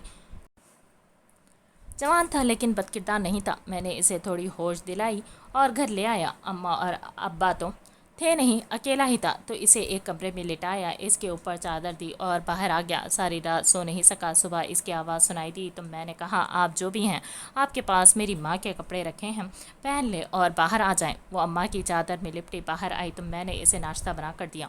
وہ رونے لگی اور میرے پوچھنے بغیر ہی سناتی چلی گئی۔ کسی سیٹ نے رات گزارے کے لیے بلایا اور پھر شراب اور نشے میں اس پر تشدد کرنے لگا۔ میں نے دیکھا اس کا چہرہ پر زخموں کے نشان تھے، اور جب اس نے منع کیا تو اس نے گھر سے باہر پھینک دیا، اور پتھر لگنے سے وہ بے ہوش ہو گئی۔ وہ اس کا ایڈریس پوچھا تو پتہ چلا وہ بازار حسن میں طائف کے مرتبے پر فائز ہیں۔ میں نے کہا چلو تمہیں چھوڑا ہوں تو رونے لگی، میرے پاؤں پکڑ گئی کہ اسے واپس نہیں جانا، میں اس سے نکاح کر لوں تو وہ ساری زندگی میری غلام بن کر رہے گی۔ میں جوان تھا اور وہ بے پناہ حسین، لیکن میری تنخواہ تو بہت تھوڑی سی ہے، میں گزارا کر لوں گی۔ لیکن وہ اپنے قول کی پکی نہیں نکلی۔ شادی کے 2 مہینے بعد ہی اسے یہ زندگی عذاب لگنے لگی۔ میں نے 2 جگہ ڈیوٹی شروع کر دی تھی، کچھ دن سکون سے گزرے، لیکن پھر اس کی کوکھ میں پروان چڑھنے لگی۔ اسے معلوم نہیں تھا اور نہ مجھے۔ وقت گزرنے لگا تو ایک دن بے ہوش ہو گئی۔ میں ہاسپٹل لے گیا، ڈاکٹر نے خوشخبری سنائی، لیکن وہ تو خوش ہی نہیں ہوئی۔ اسے بچہ نہیں چاہیے تھا اور مجھے یقین نہیں آ رہا تھا کہ میں باپ بن رہا ہوں۔ نہیں نہیں نہیں، میں اس غربت میں بچے پیدا نہیں کر سکتی۔ ڈاکٹر آپ اس کو ختم کر دیں۔ اس نے فوراً ہی فیصلہ کر لیا تھا اور اس کے ختم ہونے کے بعد میں واپس چلی جاؤں گی، کیونکہ اتنی غربت میں نہیں رہ سکتی۔ اس کے الفاظ کسی برچی کی طرح میرے سینے کے آر پار ہو گئے۔ سوری، ہم ایسا نہیں کر سکتے۔ آپ کی 3 مہینے کی پریگننسی ہے اور اس طرح آپ کی جان کو بھی خطرہ ہے۔ ڈاکٹر نے ہمیں گھر بھیج دیا، لیکن میری لاکھ کوشش کے باوجود وہ اس غربت میں عزت کی زندگی نہیں گزار سکتی تھی۔ میرا تو کوئی قصور نہیں تھا۔ میں نے اس سے بچے کے پیدائش تک کا وقت مانگا اور وہ راضی ہو گئی، کیونکہ کوئی اور چارہ نہیں تھا۔ اور پھر وہ رات بھی آ گئی۔ میں اسے ہاسپٹل لے کر گیا، ساری رات دعائیں مانگی اور صبح صادق کے وقت تم میری جھولی میں آ گئی۔ وہ کچھ کمزور تھی تو ڈاکٹر نے 2 دن ہاسپٹل رکنے کو کہا۔ پہلے دن اس نے ایک دفعہ بھی تمہیں گود میں نہیں لیا تھا۔ میرا خیال تھا کہ وہ بچہ دیکھنے نرم پڑ جائے گی، لیکن اس نے تو دیکھا ہی نہیں۔ دوسرے روز میں اس کی دوائیاں لینے گیا، جب واپس آیا تو وہ نہیں تھی۔ نرس کو تمہارا خیال رکھنے کا کہہ کر وہ جا چکی تھی، لیکن جاتے جاتے ایک احسان وہ مجھ پر کر گئی کہ وہ تمہیں ساتھ نہیں لے کر گئی، اور پھر میں نے اپنی شہزادی کو ماں اور باپ دونوں بن کر پالا۔ یہ اس کا پتہ ہے، سنا ہے کراچی کے بازار حسن کی نائکہ بن گئی ہے۔ میں نے اسے اسی روز طلاق دے دی تھی، کیونکہ میری زوجیت میں کسی اور مرد کے ہوس کا سامان بنتی مجھے منظور نہیں تھا۔ ورنہ چھوٹے صاحب کا انتظار کرنا، لیکن کبھی بھی اس عورت کے پاس نہ جانا جس کا نام اب تارا بائی ہے۔ میں کبھی نہیں جاؤں گی ابا، اس نے روتے ہوئے کہا۔ دروازہ کھلا اور کرم شام اس کے ساتھ آ کر بیٹھ گیا۔ گاڑی اپنی منزل کی طرف رواں دواں تھی اور وردہ اپنے ماضی کے سفر پر۔ ابا اٹھو نا ابا، ابا، وہ چلائی، لیکن وہ نہیں تھے، کوئی بھی نہیں تھا، وہ جا چکے تھے اور وردہ اس بھری دنیا میں اکیلے رہ چکی تھی۔ پھر کچھ محلے والوں نے ان کی تدفین کر دی۔ دنیا کے رنگ تو اب کھلنے شروع ہوئے۔ فون نمبر جو ابا نے دیا تھا وہ مسلسل بند آ رہا تھا۔ ابا کی وفات کے چوتھے روز وہ اسکول پڑھانے جانے کے لیے گھر سے نکلی تو لگا جیسے اب تو وہ تنہا کھلے آسمان کے نیچے کھڑی ہوئی ہے، کوئی نہ تھا اس کا، وہ اکیلی تھی۔ رات بستر پر لیٹنے نہ جانے کتنا روئی اور تڑپی، اور پھر نیند اس پر مہربان ہوئی اور اپنی آغوش میں لے لیا۔ کچھ دن تو سکون سے گزرے اور پھر بھیڑیوں سی بھری دنیا اس پر جھپٹ پڑی۔ صبح اسکول جانے کے لیے نکلی تو محلے کا آوارہ لڑکا پیچھے لگ گیا، واپسی پر گھر تک پیچھے آیا۔ کچھ دن تک تو یہ سلسلہ چلتا رہا اور پھر ایک رات مسلسل بجتا دروازہ وردہ کو کانپنے پر مجبور کر گیا۔ کرائے کے مکان کی چھت اور دیواریں بڑی کمزور ہوتی ہیں۔ ساری رات دروازہ بجتا رہا، لیکن اس نے نہیں کھولا۔ اگلی صبح وہ اپنے ساتھ اپنے آوارہ دوستوں کو بھی لے کھڑا تھا۔ وردہ نے اسے دیکھتے ہی واپسی کی طرف دوڑ لگا دی۔ گھر پہنچ کر دروازہ بند کیا اور کمرے کا بھی بند کر دیا۔ تھوڑی دیر کے بعد دستک شروع ہوئی اور پھر ہوتی چلی گئی۔ اب تو دن میں بھی سکون نہیں لینے دے رہا تھا۔ دن 12 کے قریب وہ ابا کے بتائے پتے پر گئی تو معلوم ہوا وہ لوگ تو گھر چھوڑ کر کراچی جا چکے۔ مایوس واپس لوٹی، ابا کی خبر پر جا کر بہت روئی کہ کیوں چھوڑا وردہ کو اکیلا۔ حال دیکھے میرا کیا ہو گیا ہے۔ اس رات وہ لڑکا گھر کے اندر گھس آیا۔ وردہ جاگ رہی تھی، اللہ سے اپنی عزت کی حفاظت کی دعائیں مانگ رہی تھی۔ وہ مسلسل کمرے کا دروازہ توڑنے کی کوشش کر رہا تھا، پھر اچانک پتہ نہیں کیا ہوا، کچھ ٹوٹنے کی آواز آئی اور اس کے بعد خاموشی چھا گئی۔ وردہ نے کمرے میں جو بھی سامان موجود تھا وہ دروازے کے آگے لگا دیا تھا۔ وہ رات اللہ اللہ کر کے کٹ گئی۔ صبح وردہ نے سب سے پہلے اپنا سامان پیک کرا اور चाबी मालिक मकान को देकर वो घर हमेशा के लिए छोड़ दिया। एक बार फिर वो छोटे साहब के दरवाजे पर खड़ी थी, लेकिन इन्होंने इसका कोई पता नहीं दिया तो इसने मजबूरन रेलवे स्टेशन का रुख किया। अब्बा मुझे माफ़ कर देना, मैं मजबूर हो गई। अब्बा अपने अब्बा की खबर पर आखिरी फातिहा ख्वानी करके वो कराची के लिए निकल आई। नया सफ़र, पहली दफ़ा इतना लंबा सफ़र तय किया था और फिर वो इस बाज़ार में पहुंच गई जहां इसकी माँ नहीं ताराबाई थी। वो बहुत देर वहां खड़ी सोचती रही कि अंदर जाए या नहीं, लेकिन वो एक दफ़ा ताराबाई से मिलकर पूछना चाहती थी कि इसके बाप का क्या कसूर था। अंदर का माहौल बहुत ही बुरा और वाहियात था। सामने अराइया लिबास में एक पक्की उम्र की औरत बैठी थी। अरे लड़की, किधर मुंह उठाए चली आ रही हूँ? और ये गार्ड्स किधर मर गए हैं? इसकी ज़रूरत नहीं है, मुझे ताराबाई से मिलना है। हाँ बोलो, मैं ही हूँ ताराबाई, क्यों मिलना है मुझसे? इसने वर्दा को सर से लेकर पाँव तक घूरा था। इससे पहले कि वो कुछ बताती, ताराबाई का फ़ोन बजने लगा और इसके साथ ही इसके तेवर भी। फ़ोन बंद करके इसने फ़क्र के साथ वर्दा की तरफ देखा और उठते हुए इसके पास आ गई। मैं वर्दा रफ़ीक, मोहब्बत रफ़ीक की बेटी। ताराबाई की आंखें फैल गई थी ये सुनकर। यकीनन मुझे पहचान तो चुकी होंगी आप ताराबाई। मैंने पहचाना। तुम यहाँ क्यों आई हो? ताराबाई ने इसे बाजू से पकड़ कर कहा। मेरा बाप, मेरा सहारा, मेरा सब कुछ ख़त्म हो गया। इज्जत बचाने के लिए मुझे मजबूरन ताराबाई के कोटे पर आना पड़ा। वो रो पड़ी थी। अगले लम्हे वो वर्दा को तहखाने में बंद कर चुकी थी। मैं तुम्हें बाहर ना देखूं लड़की, वो अजनबी शख्स की तरह बोली। लड़की, वर्दा ने दुख से कहा।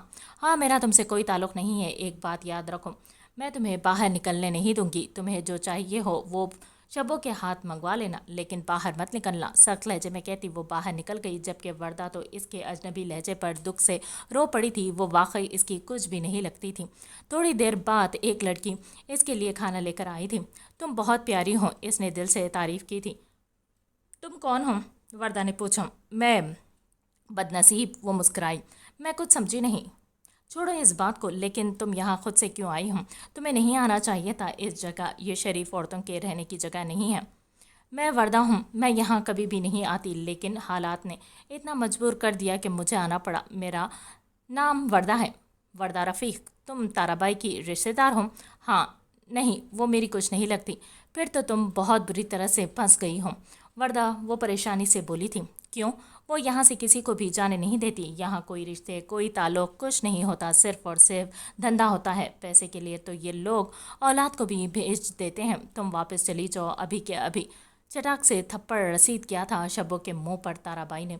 तुझे जो करने के लिए बुलाया है वो कर, इसकी माना बन। चल निकल और चाय बना के ला इस लड़की के लिए। वो वर्दा रफ़ीक नाम है मेरा। वर्दा को बहुत गुस्सा आया था। जाओ यहाँ से, मुझे कुछ नहीं चाहिए और कोई यहाँ ना आए, मुझे आराम करना है। वर्दा बेड पर लेट गई थी। वो दोनों चुपचाप बाहर निकल गई थी। नाचा भी वर्दा के आंसू निकल पड़े थे। वो औरत इसकी माँ थी, लेकिन आप ठीक कहते थे अब्बा, मैंने यहाँ आकर गलती कर दी। वो रोते रोते न जाने कब सो गई थी। वो दिन के सफ़र ने इसे थका दिया था। वो काफ़ी देर से सोकर उठी थी। इसको बिल्कुल भी अंदाज़ा नहीं था कि यहाँ के लोग के मामूलात ज़िंदगी क्या हैं, और इस वक्त वो शब्बो बेचारी को क्यों जगा दी। तो वो खुद ही पानी पीने की गर्ज से ऊपर आ गई थी। कुछ ढूंढने में थोड़ी परेशानी हुई थी, लेकिन मिल गया था। पानी पीकर वो वापस नीचे आ गई थी। ना इसने ताराबाई से बात करने की कोशिश की और ना ताराबाई ने। अलबत्ता शब्बो इसकी सहेली बन गई थी। वो तो जब फारिग होती तभी नमदार हो जाती। अपनी ज़िंदगी याद करके बहुत रोती और वर्दा को भी कहती जितनी जल्दी मुमकिन हो वो चली जाए यहाँ से। वर्दा को अब्बा की याद शिद्दत से सताती। वो वाकई अपनी ज़िंदगी का सफ़र एक गलत औरत के साथ शुरू कर चुके थे। वो तो उम्र के इस हिस्से में भी पशेमान नहीं थी और ना इसे रफ़ीक के मरने का कोई दुख हुआ था। आज वर्दा जल्दी उठ गई थी क्योंकि वो चाहती थी कि वो छोटे साहब को जल्द अज जल्द ढूंढ ले, लेकिन इतने बड़े शहर में वो अकेली कहाँ ढूंढ सकेगी। ये सोच इसे परेशान कर रही थी। जब ताराबाई इसके पास आई। मैं 2-1 दिन में कोई फ्लैट देख रही हूँ तो मैं वहाँ शिफ्ट करूँगी। मैं नहीं चाहती कि तुम यहाँ रहो, और दूसरा कि किसी को ये मालूम हो कि आप जैसी औरत मेरी माँ है। वर्दा ने इसकी बात काटी। हाँ, यही समझ लो, मैं नहीं चाहती कि कोई मेरी बच्ची पर बुरी नज़र डाले। ये पहले अल्फाज थे जो ताराबाई ने मोहब्बत से कहे थे, वरना तो वो जहर ही उगलती थी। میں آج جاؤں گی، رات تک واپس آ جاؤں گی، وردہ نے بتانا ضروری سمجھا۔ نہیں، تم کہیں نہیں جاؤ گی، پہلے اپنے فلیٹ شفٹ ہو جاؤ، پھر جانا جدھر بھی جانا ہے، وہ سخت الفاظ میں کہتی اوپر چلی گئی۔ ان دنوں میں وردہ نے اوپر جا کر دیکھنے کی بالکل بھی کوشش نہیں کی کہ کیا ہو رہا ہے اور کیوں، جبکہ وہ یہ ضرور نوٹ کر رہی تھی کہ اس کو لے کر تارا بائی کی پریشانی بڑھتی جا رہی تھی۔ تم اوپر کیوں گئی تھی؟ وہ انتہائی غصے سے پوچھ رہی تھی۔ میں تو اوپر نہیں گئی۔ وردہ تو بھول چکی تھی کہ وہ کب اوپر گئی۔ اس نے وردہ کو زور سے بازو سے پکڑ کر پوچھا، تم کب گئی اوپر اور کیوں؟ جب میں نے منع کیا تھا تو کیوں گئی؟ کچھ سوچنے پر وردہ کو یاد آیا تھا کہ وہ پہلی رات 2 بجے کے قریب پانی پینے اوپر گئی تھی اور بس۔ کیوں گئی تم پانی پینے؟ وہ پریشانی سے بولی۔ دیکھو وردہ، بہت بڑا مسئلہ ہو چکا ہے، تمہیں آئی جی نے دیکھ لیا ہے اور وہ بضد ہیں کہ تم سے شادی کروا دوں اس کی۔ کیا؟ وہ چیخ پڑی۔ اسی لیے تو منع کیا تھا کہ یہ جگہ اچھی نہیں، تم کیوں آ گئی یہاں؟ وہ بہت پریشان تھی۔ تو آپ کو پتہ چل گیا کہ یہ جگہ اچھی نہیں؟ تب کیوں نہیں پتا تھا جب مجھے اور ابا کو چھوڑ کر آ گئی تھی؟ وردہ غصے سے لال ہو کر چلائی تھی۔ کچھ سامان بھیج رہی ہوں، تیار ہو جاؤ، تمہیں محفوظ جگہ پہنچانا ہے۔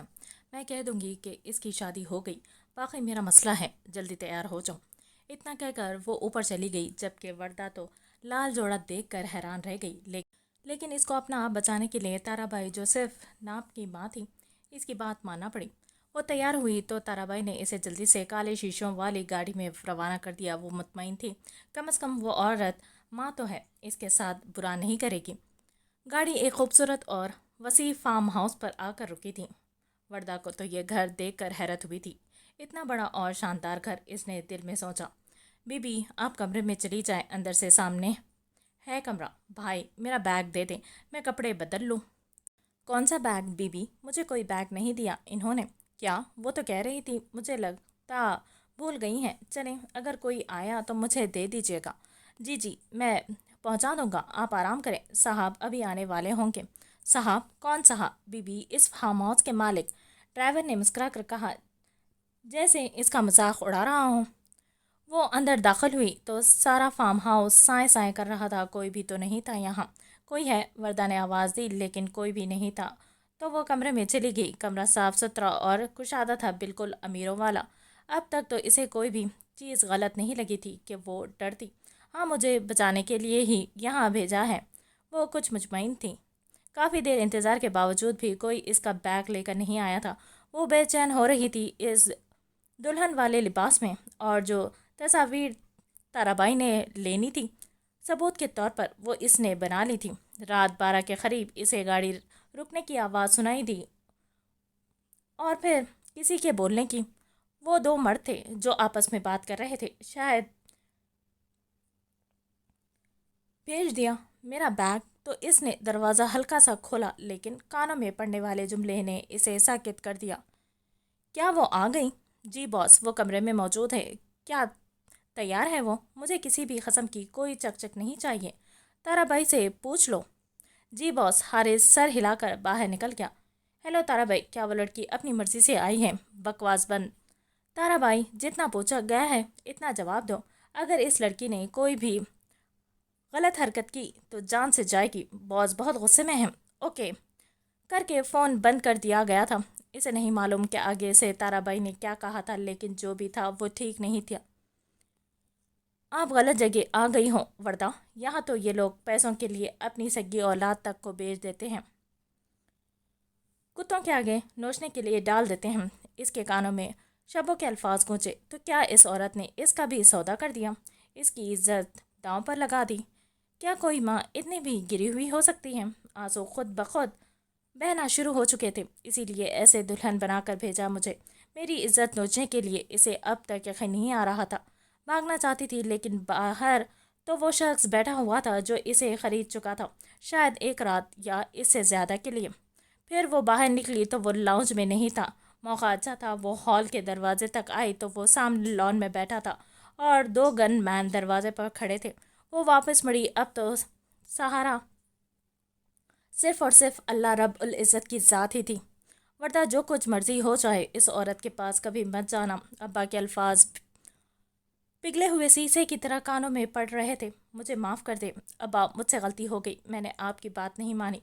वो मुसलसल रो रही थी। फिर इसने कमरे का जायज़ा लिया तो सामने कीमती शीशे का वाज दिखाई दिया जिसे लम्हे में तोड़ चुकी थी। मैं तुम्हें अपनी इज्जत के साथ खेलने नहीं दूंगी मकरू इंसान। वो शीशे के टुकड़े को हाथ में लिए अल्लाह ताला की बारगाह में सजदा रेस हो गई थी। वही तो था इसे बचाने वाला, लेकिन इसने इसे बालों से पकड़कर सीधा किया था। किसकी इजाज़त से तुम यहाँ नमाज पढ़ रही थी? बोलो। वो चीखा था। खौफ से वर्दा ने आंखें जोर से बंद कर ली थी। वो कांप रही थी बुरी तरह से। मैंने पूछा किसकी इजाज़त से तुम नमाज पढ़ रही थी? अब इसकी गिरफ्त मजबूत हो गई थी इसके बालों पर। जवाब दो वरना मैं अभी और इसी वक्त तुम्हें कत्ल कर दूंगा। अगले पल वो चिल्ला के पीछे हटा था क्योंकि वो इसके हाथ शीशे का टुकड़ा मार चुकी थी जो इसने थोड़ी देर पहले इसके महंगे तरीन शीशे के शो पीस को तोड़कर हाथ में पकड़ा था और इससे इसका अपना हाथ पूरी तरह से कट गया था। लेकिन इसको परवाह नहीं थी। तुम्हारी इतनी जरूरत कि तुम कबीर शाह पर हमला करो। अगले अगले 2 मिनट में इसके हाथ का निशान वर्दा के मुंह पर छप चुका था। फिर 1 2 3 और पता नहीं कितने ही थप्पड़ मारता चला गया था और वो खाती चली गई थी। कहाँ अचानक वो बेहोश होकर नीचे गिर गई। वो होश में आई तो हॉस्पिटल में थी। डॉक्टर, आपको अल्लाह का वास्ता मुझे बचा ले, मेरी इज्जत खतरे में है। इसने रोते हुए डॉक्टर से मदद मांगी थी लेकिन वो बाहर डॉक्टर ने बोलना चाहा, आप भी तो औरत हैं, हो सकता है बेटी की माँ हो, प्लीज़ मेरी मदद करें। ओके, मैं कुछ करती हूँ। फिर वो डॉक्टर का शुक्रिया अदा करते बाहर निकली थी। इत्तेफाक से इसे जल्द ही रिक्शा मिल गया था।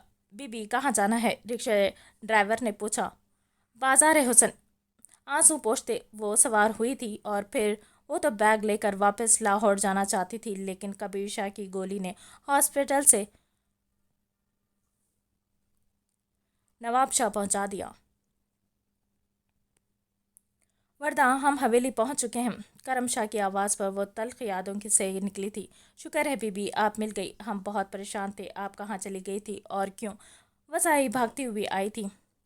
वसाई, बीबी को कमरे में जाने दे और खाना तैयार करें, हम इकट्ठे खाना खाएंगे, कहकर वो अपने कमरे में चला गया जबकि वर्दा अपने कमरे में चली गई। आज एक दफ़ा फिर से वो करम शाह की वजह से बच गई थी और वो इसका यह एहसान कभी भी नहीं उतार सकती थी।